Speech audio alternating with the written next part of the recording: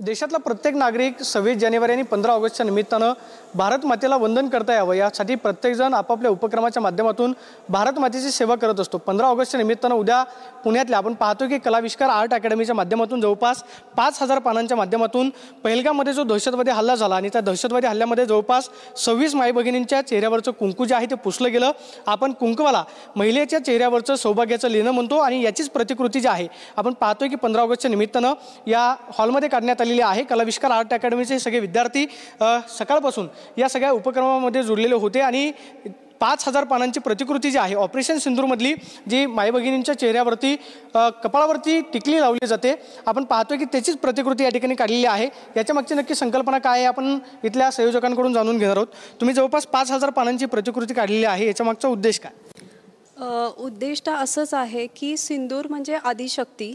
आज नवदुर्गा आहे तिथे, भारत माता उद्या स्वातंत्र्य दिन आहे। भारत मातेला आणि अष्टदुर्गा तुम्ही इथे बघितलं असेल तर ह्या सिंदूरचं असं आहे की हे सिंदूर साधं नाही आहे, याच्यामध्ये 108 महाकुंडाचा जो आता आपला महाकुंभ झाला त्याचं पाणी आहे, नर्मदा मैया आहे, गंगा मैया आहे, 3.5 शक्तिपीठं जी आहेत आपली ऊर्जा स्रोत, तिचा वापर कापूर आणि अत्तर जी लक्ष्मीचं स्वरूप मानलं जातं, या सगळ्या गोष्टींना घेऊन आपण कुंकवाच्या म्हणजे माध्यमातून ही पावलं केलेली आहेत त्यांच्या हातांच्या ठशांनी।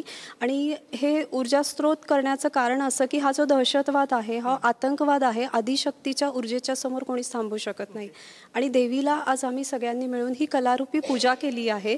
एवढंच सांगणं आहे की मातेला की तिने येऊन या दुष्टांचा संहार करावा, या वाईट शक्तीला, या दहशतवादांना कायमचा नष्ट करावा।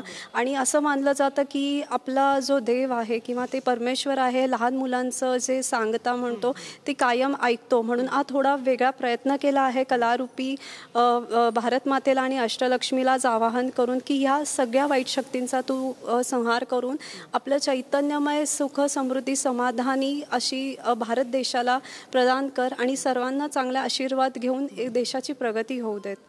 आपण या ठिकाणी पाहतोय की ज्या लहान मुलांच्या हातांच्या ठशांनी ही पावलांची प्रतिकृती काढलेली आहे, ही सगळी मुलं आपण पाहतोय की या मुलांना कानाने ऐकता येत नाही, मात्र त्यांची देशाप्रती असलेली भावना इतकी अत्युच्च पराकोटीची आहे की या कार्यक्रमामध्ये हे सगळे कर्णबधीर विद्यार्थी जे आहेत ते सहभागी झालेले आहेत। त्यांना साइन लँग्वेजमध्ये त्यांच्या शिक्षिका जे आहेत ते संवाद साधतायत। तुमचे किती विद्यार्थी सगळे? आत्ता इथं आमचे 25 विद्यार्थी आलेले आहेत सहभागासाठी। विद्यार्थ्यांच्या हातांनी जे पावलांचे ठसे काढलेले आहेत, विद्यार्थ्यांना एकदा तुमचे जे हाताचे ठसे आहेत ते दाखवायला सांगा। हाताचे ठसे दाखवा तुमच्या। आपण पाहतोय की या हातांच्या ठशांनी या चिमुकल्या विद्यार्थिनींनी आपण पाहतोय की उपक्रमामध्ये सहभाग घेतलेला आहे। आणि 15 ऑगस्टच्या निमित्तानं पुण्यातल्या आपण पाहतोय की सहकारनगरच्या हॉलमध्ये, कामगार भवनच्या हॉलमध्ये कलाविष्कार आर्ट अकॅडमीच्या माध्यमातून जवळपास 5000 आपण पाहतोय की पानांची प्रतिकृती जी आहे ती साकारलेली आहे। पहलगाममध्ये जो दहशतवादी हल्ला झाला, त्या दहशतवादी हल्ल्यामध्ये 26 भारतीयांना आपला निष्पाप जीव गमावा लागला आणि त्यांच्याप्रती असलेली कृतज्ञता व्यक्त करण्यासाठी आपण पाहतोय की या ठिकाणी कलाविष्कार आर्ट अकॅडमीच्या माध्यमातून ऑपरेशन सिंदूरची प्रतिकृती साकारलेली पाहायला मिळते। Camera person Sushant Raut, Pradeep Kapse, TV9 Marathi, Pune.